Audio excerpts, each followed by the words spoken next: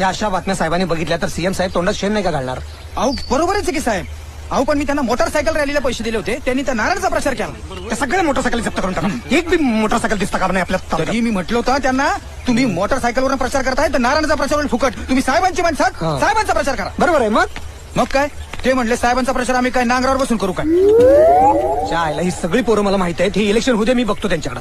नाही साहेब, पण आपल्याला इलेक्शनच्या आधी पण त्यांच्याकडे बघावं लागेल. बरोबर आहे. तुम्ही एक काम करा, तुम्ही पैसे वाटा, 15-20 जीप बुक करा, अख्खा जिल्हा चालून करा. प्रचंड गर्दी झाली पाहिजे सभेला. प्रचंड गर्दी झाली, प्रचंड गर्दी झाली पाहिजे. साहेबांनी तुझ्या पाया पडू का? तुझा राज जातेस का? साहेबाचे डोळेच पांढरे झाले पाहिजेत गर्दी बघून. पण डोळे पांढरे झाले तर साहेब भाषण कसं करणार?